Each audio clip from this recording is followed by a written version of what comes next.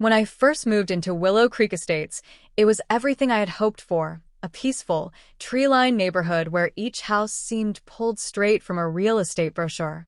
The lawns were immaculate, the driveways pristine, and every mailbox was regulation size and color.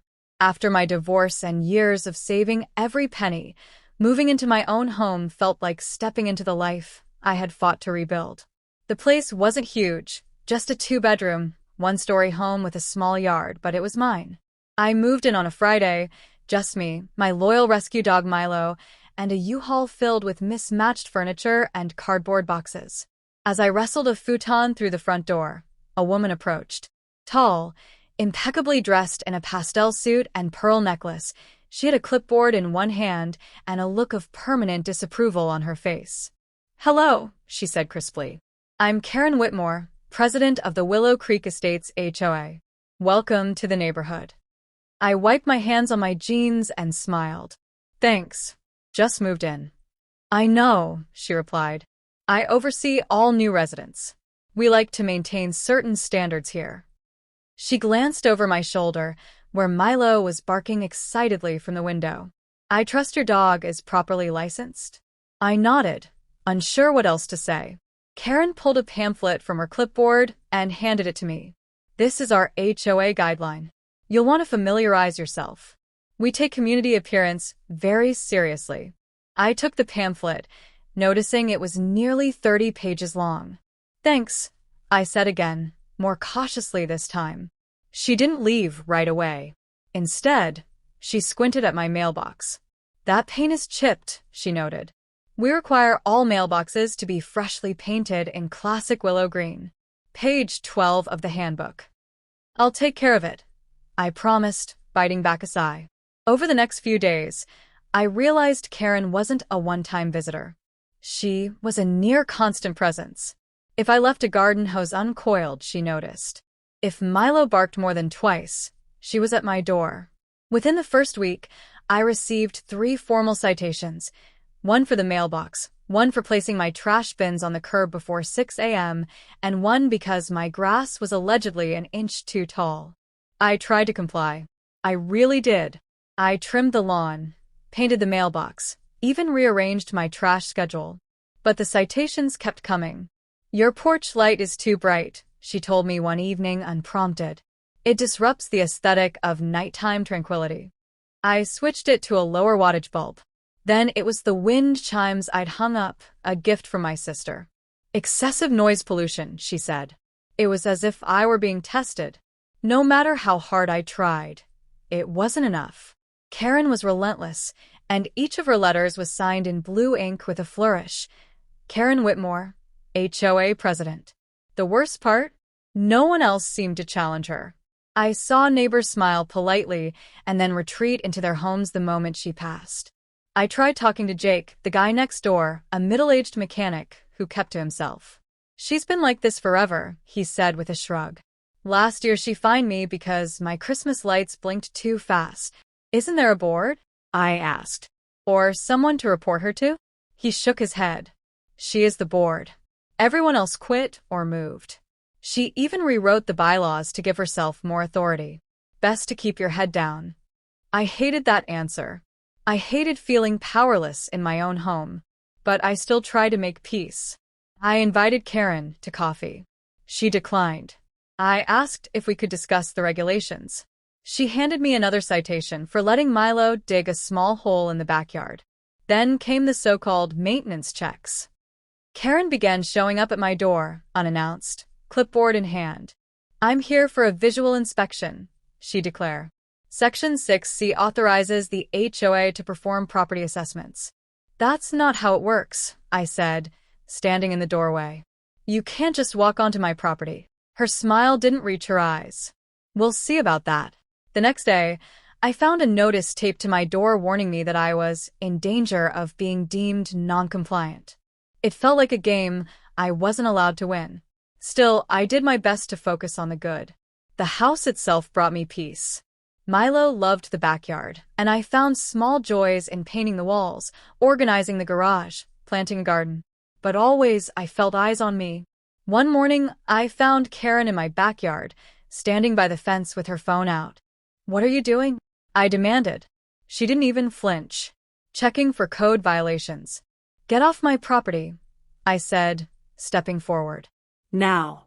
She walked away, but not before saying, "Neglectful behavior like this is why properties fall into ruin. Some people just aren't suited for homeownership." That stuck with me. It wasn't just the fines or the constant surveillance. It was that Karen didn't see me as someone who belonged. In her eyes, I was temporary, an intruder. When my mother fell ill that winter, I had to leave town. I emailed the HOA, posted a notice on the door, and even asked Jake to keep an eye on things. I left the house in good condition.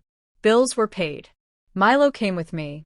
I never imagined I'd return to find my home occupied. But that story, Karen changing the locks, moving in, and declaring my home abandoned, belongs to the next part. Because the warning signs were always there. I just didn't realize how far she was willing to go. And by the time I did, it was almost too late. 6 weeks. That's how long I was gone. My mother had suffered a stroke, sudden and severe. I dropped everything, packed up Milo, and drove across 2 states to care for her. It was exhausting but necessary. During that time, I kept the HOA informed by email, paid all my dues online, and even left notes taped to my front door explaining my absence. Jake, ever the quiet but dependable neighbor, agreed to keep an eye on the place and water the plants on my porch. The day I returned, I was tired but hopeful. My mother's condition had stabilized, and I looked forward to settling back into normal life. But as I pulled into the driveway, something felt wrong. My key didn't work. Confused, I tried again. Then again. My stomach tightened. The doorknob had been changed, replaced with a digital keypad lock that I hadn't installed. I knocked hard. Footsteps approached. The door opened, and there she was. Karen Whitmore, wearing my bathrobe. "Oh," she said with a smile as casual as if we were old friends meeting for coffee. "You're back. What the hell are you doing in my house?" I shouted. She tilted her head, condescending. "You abandoned the property. According to Section 4A of the HOA Charter, properties left unoccupied without proper maintenance or notice can be taken over by the board to prevent community deterioration. I sent you emails. I posted a note. I paid everything." "Well," she said coolly, "you didn't respond to the last inspection notice, and the board voted unanimously to take stewardship. You see, we simply couldn't risk your home becoming an eyesore." My hands trembled. "I never gave you permission. This is illegal." She leaned in, her voice dropping. "Not if the paperwork's in order." I called the police. They arrived, listened to both sides, and ultimately told me it was a civil matter. "I'm sorry," the officer said, "but you'll need to go through the courts. This looks like a dispute over property possession." "I live here," I shouted. "She forged documents. Then that'll come out in court." With nowhere else to go, I spent the night in my car. The next day, I went to the county clerk's office and pulled up property records. To my shock, Karen had submitted change of ownership forms, complete with forged signatures. According to public record, the house had been transferred to the HOA. The signature under previous owner was my name, but not in my handwriting. I felt sick. I returned to the neighborhood, only to find Karen hosting what looked like a wine night in my living room. A chalkboard sign on the front lawn read, "HOA Community Hub. All welcome." Jake came over that evening, visibly nervous. "She told everyone you donated the house," he said. "Said you left and didn't want the burden." That's insane. I know. Some of us didn't believe her, but she had papers.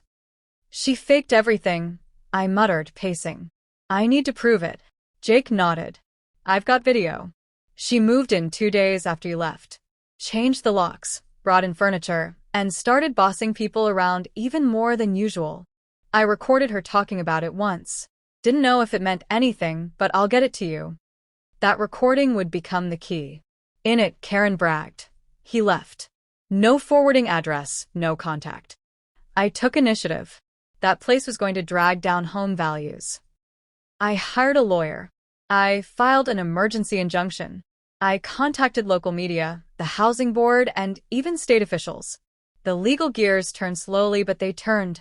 In the meantime, Karen listed my home on Airbnb. Yes, Airbnb. She was renting out my bedroom to tourists. Every day, I documented everything. Took photos. Saved emails. Kept a journal. My life had turned into a legal war, and I refused to lose. Karen didn't know it yet, but her time was running out. Because I wasn't the only one she'd wronged.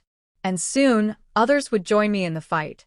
By the third week of sleeping in my car and showering at a friend's apartment across town, I was running on rage and black coffee.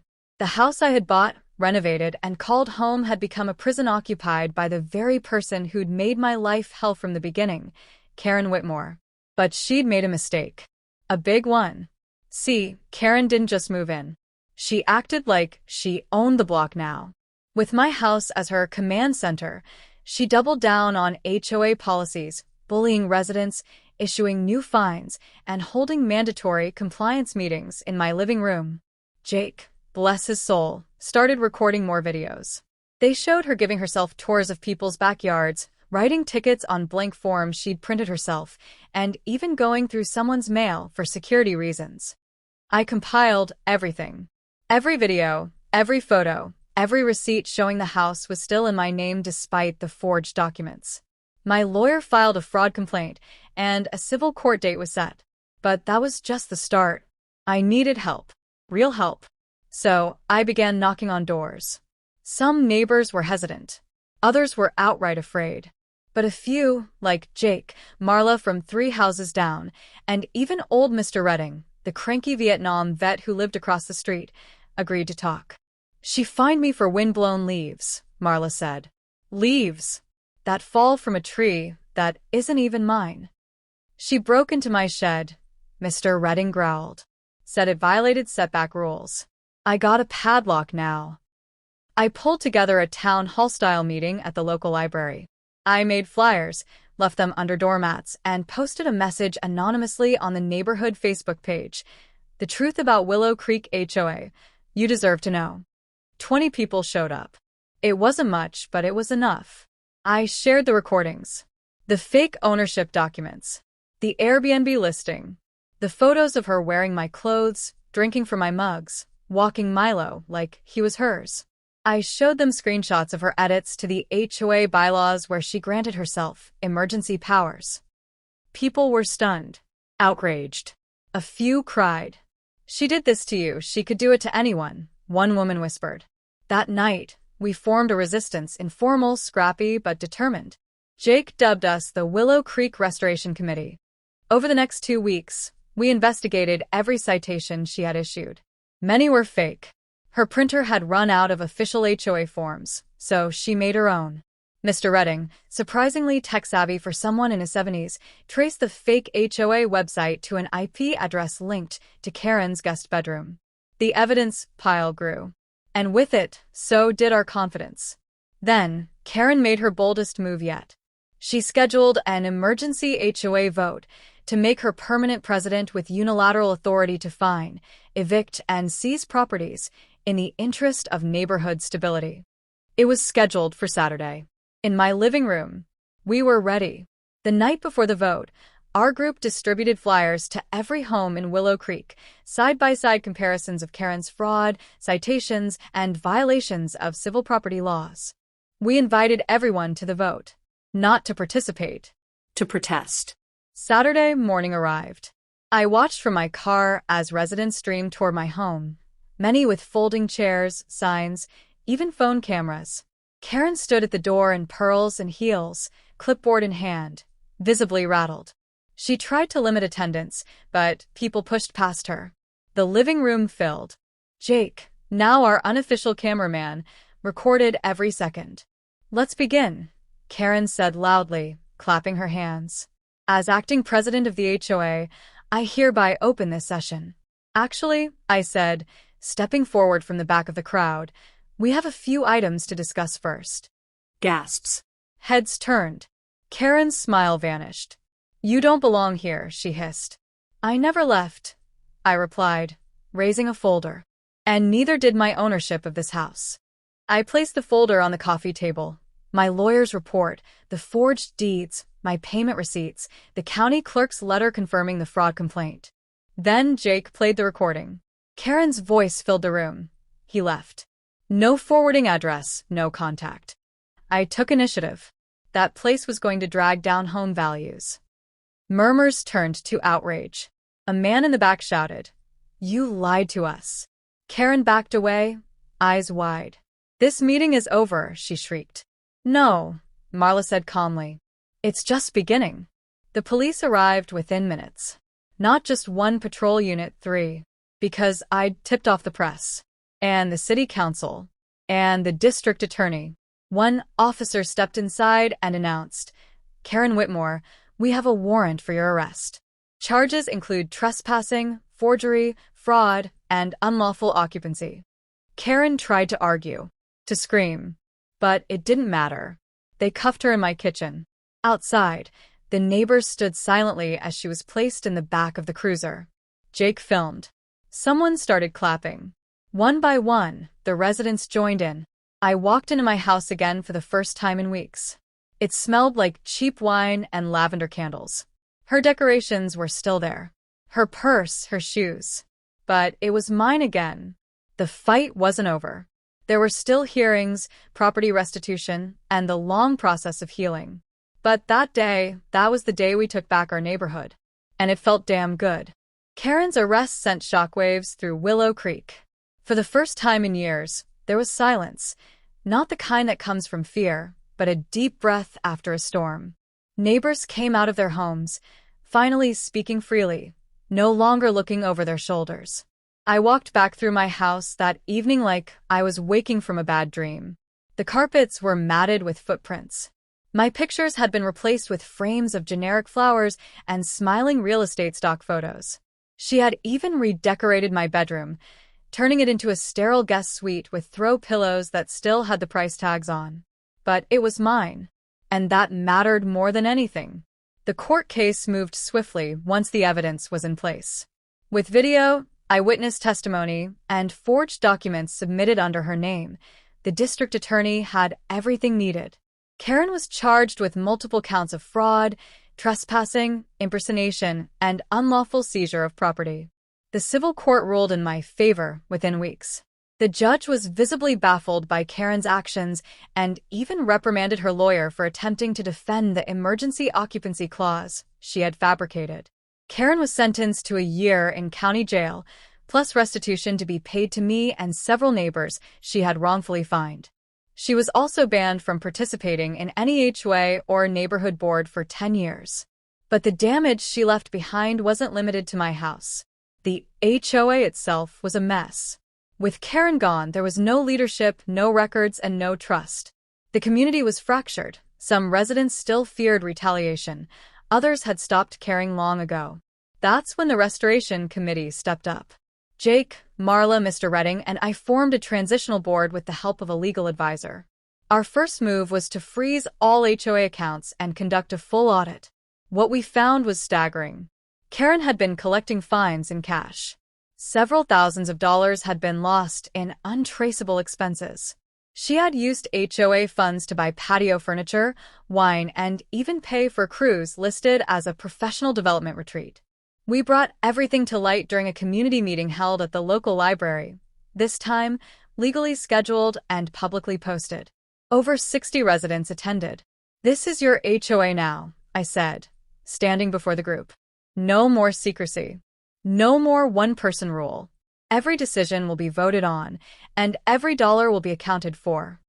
We voted to revise the bylaws, establish term limits, and implement a transparent complaint and citation process. No more clipboard crusades. No more forged violations. And, most importantly, we installed a checks and balances system that prevented anyone from holding unchecked power again. Over the following months, I worked to restore my home. Karen's personal touches were scrubbed clean. I donated everything she left behind, repainted the walls, replaced the locks again, and bought a new mailbox, the same classic willow green, but this time chosen by me. Milo seemed to know things were back to normal. He reclaimed his favorite spot on the porch, where he could sunbathe and bark at squirrels without fear of citations. But healing wasn't just about fixing the house. It was about reclaiming my peace. Neighbors began dropping by, not with complaints, but with casseroles, offers to help, and heartfelt apologies. "I'm sorry we didn't speak up sooner," one woman said. "We were scared." She made life unbearable for anyone who crossed her. "I get it," I replied. "But you're here now. That's what matters." The community started to change. People planted flowers without worrying about exact color codes. Kids played in front yards. Wind chimes returned. Even the holiday decorations got a little more creative that year. Jake strung up multicolored lights that blinked erratically, just to make a point.